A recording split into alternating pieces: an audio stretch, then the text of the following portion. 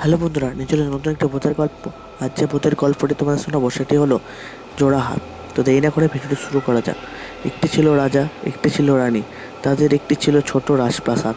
রাজপ্রাসাদের কাছে একটি পুরনো পুকুর, যেখানে কেউ যাওয়ার সাহস পেত না। লোক মুখে প্রচলিত ছিল যে ওই পুকুরে নাকি ভূতের বাস।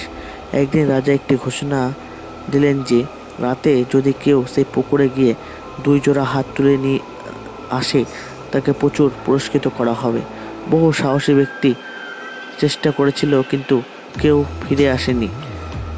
অবশেষে এক সাহসী যুবক রাজীর কানে ওই ঘোষণা শুনে পুকুরের দিকে রওনা দিল।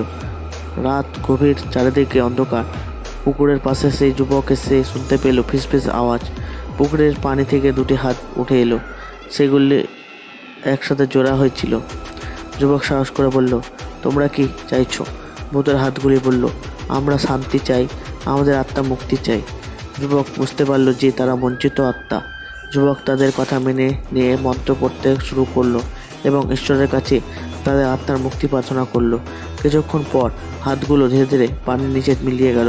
যুবক সেই পুকুর থেকে 2টি জোড়া হাত তুলে নিয়ে রাজপ্রাসাদে ফিরে এলো।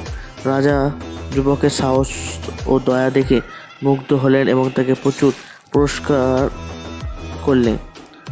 এরপর সে থেকে পুকুরে আর ভূতেরা রইল না এবং গ্রামবাসীরা সেখানে নির্ভয় যাওয়া শুরু করলো। এভাবে যুবক সাহস ও মহত্বের জন্যে একটি ভূতের গল্পের শেষ হলো।